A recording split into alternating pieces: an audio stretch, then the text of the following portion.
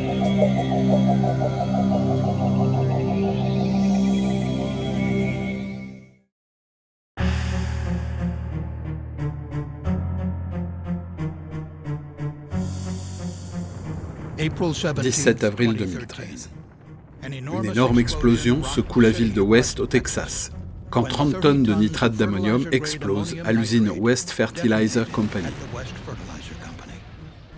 L'onde de choc tue 15 personnes et en blesse plusieurs centaines.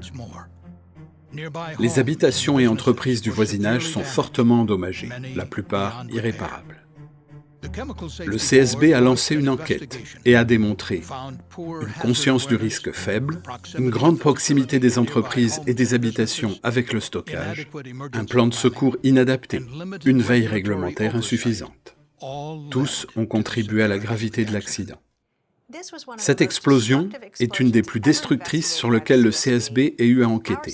Nos recommandations de sécurité listent les étapes qui devraient être suivies à tous les niveaux pour empêcher qu'une telle tragédie se reproduise.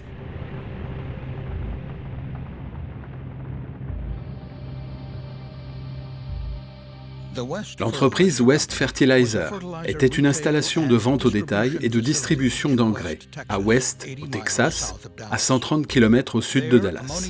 Du nitrate d'ammonium et d'autres produits utilisés comme engrais y étaient stockés dans un bâtiment de 1100 mètres carrés, construit en matériaux combustibles, principalement du bois. Ce bâtiment était situé près de plusieurs habitations, près d'un immeuble, de 2 écoles, d'un jardin public et d'une maison de retraite. Dans le bâtiment, des graines et d'autres produits étaient stockés dans des cellules réparties le long de la structure. Plusieurs types d'engrais secs et d'additifs à mélanger étaient stockés dans ces grands compartiments. La nuit de l'accident, il y avait un tas de 40 à 60 tonnes de nitrate d'ammonium réparties en 2 cellules. La cellule principale en contenait à peu près 30 tonnes. Le nitrate d'ammonium de qualité agricole est stable dans les conditions normales, mais peut exploser violemment lors d'un incendie s'il est mélangé à des contaminants. Peu avant 19h30, le 17 avril 2013, un feu se déclare dans le bâtiment.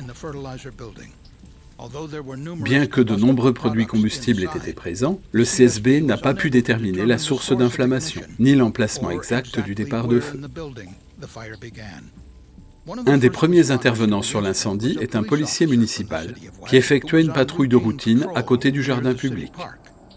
Un jeune homme s'approcha du véhicule et désigna le stockage d'engrais. Le policier s'approche alors de l'extrémité nord de l'installation et constate que des flammes orangées sortent du bâtiment. Il informe son central que le feu a atteint la structure du bâtiment. Les pompiers de West arrivent rapidement sur les lieux avec 2 camions, 2 fourgons d'incendie tout-terrain et une tonne pompe. Mais dans le bâtiment, le feu se développe rapidement. De la fumée et des suies provenant de l'incendie se déposent sur les tas de nitrate d'ammonium stockés dans leurs cellules combustibles en bois. À 19h45, les caractéristiques de l'incendie changent, probablement à cause d'une ouverture dans le bas de la paroi du bâtiment, peut-être la porte de la salle des semences qui s'est consumée. De l'oxygène extérieur pénètre dans le bâtiment et augmente la quantité de chaleur émise par rayonnement à l'intérieur du stockage d'engrais. La chaleur est absorbée par la couche de suie en surface des tas de nitrate d'ammonium, réchauffant rapidement la surface de ceux-ci et les approchant de leurs conditions de détonation. Au dehors, les pompiers pensaient pouvoir éteindre l'incendie avec de l'eau. Des lances de 4 cm de diamètre projettent de l'eau vers les portes coulissantes du local des semences. D'autres pompiers sont en train de connecter une lance de 10 cm de diamètre à une borne d'incendie située à 400 mètres de là. Comme le feu se développe, le capitaine des pompiers et son adjoint commencent à envisager de se retirer. Mais il est trop tard.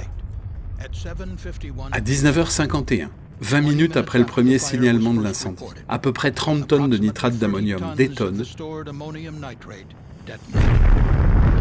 provoquant une énorme explosion.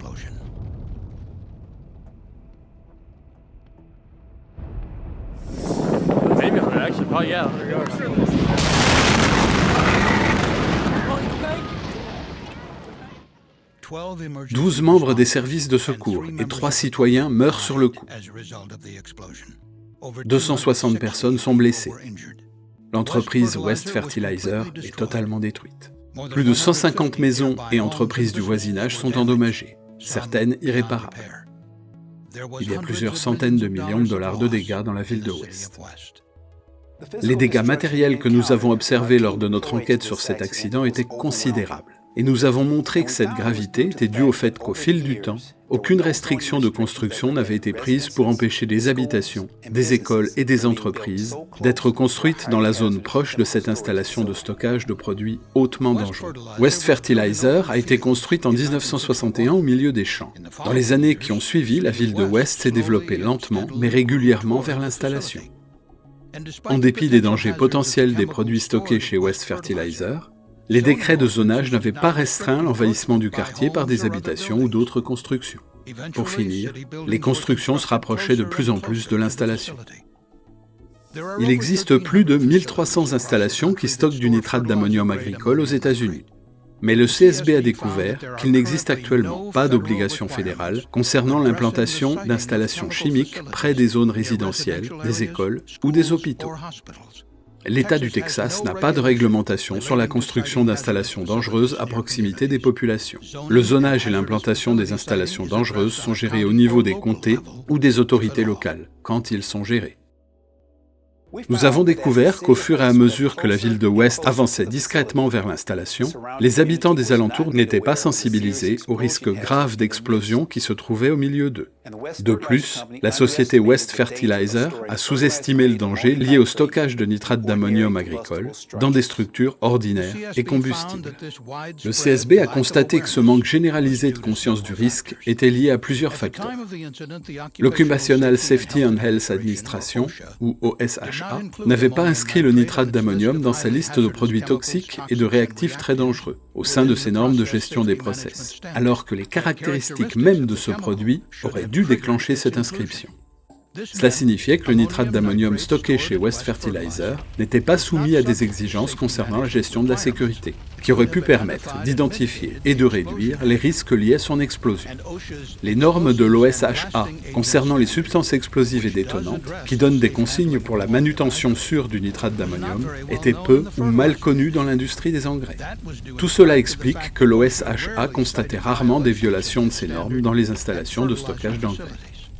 Le CSB a de plus établi que l'Environmental Protection Agency, ou EPA, n'avait pas inscrit le nitrate d'ammonium dans la liste des produits couverts par son programme de gestion des risques. De ce fait, West Fertilizer n'était pas tenu de mettre en place des analyses de risque ou d'étudier les conséquences possibles d'une explosion sur le voisinage. Le CSB pense que l'OSHA et l'EPA devraient renforcer leurs règlements pour protéger les personnes contre les risques liés au nitrate d'ammonium de qualité agricole. Dans son rapport final, le CSB recommande que l'OSHA ajoute le nitrate d'ammonium de qualité agricole à sa liste de substances très dangereuses, ou qu'elle mette à jour sa norme concernant les substances explosives et détonantes afin d'assurer une manutention sûre de celui-ci. Dans le même temps, que soient mis en place dans les régions où les installations semblables à West Fertilizer sont communes, des programmes régionaux pour faire respecter les règlements existants pour le nitrate d'ammonium agricole.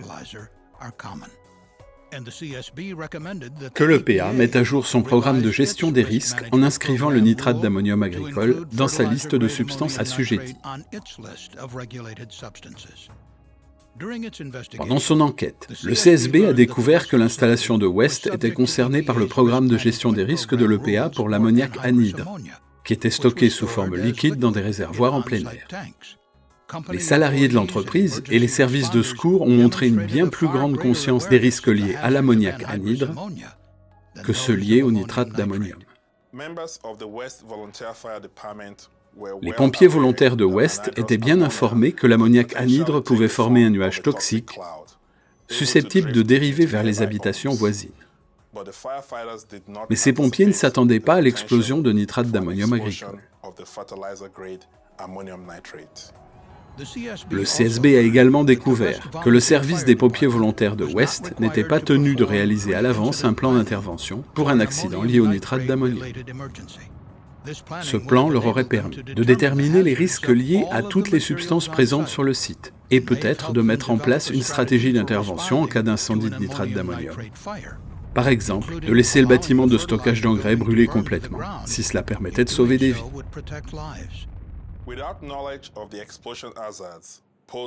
Sans la connaissance des risques d'explosion liés au nitrate d'ammonium, et sans plan qui indique comment réagir à un incendie impliquant cette substance, les services de secours de West n'avaient tout simplement pas assez de temps pour une analyse critique avant que l'explosion se produise. L'enquête a révélé qu'il n'y a pas aux États-Unis de règlement fédéral concernant l'entraînement des pompiers volontaires pour les substances dangereuses. Au Texas, les pompiers volontaires ne sont même pas tenus de suivre même une formation minimale sur l'intervention lors d'un incendie impliquant des substances dangereuses. 2 seulement des pompiers qui sont morts dans l'accident avaient suivi une telle formation. Le CSB a également constaté que les enseignements tirés d'accidents plus anciens impliquant du nitrate d'ammonium agricole n'avaient pas été communiqués aux services de secours d'autres villes. En conséquence, le CSB recommande que l'EPA développe un guide qui indique comment les services de secours pourraient utiliser les connaissances sur les substances dangereuses pour créer des formations, des exercices de terrain et des plans d'urgence. Enfin, le CSB recommande que les nombreuses parties prenantes augmentent les budgets consacrés à la formation des pompiers, à l'intervention sur des feux de substances dangereuses, en particulier ceux de nitrate d'ammonium agricole. Le CSB est résolu à faire en sorte que personne d'autre ne soit tué ou blessé à cause du manque de conscience des risques liés aux matières dangereuses présentes dans leur ville. Nous pensons que nos recommandations de sécurité et les enseignements tirés de cet accident peuvent aider à empêcher les drames comme celui de West, Texas. Pour plus d'informations sur l'enquête du CSB à West Fertilizer, merci de consulter csb.gov.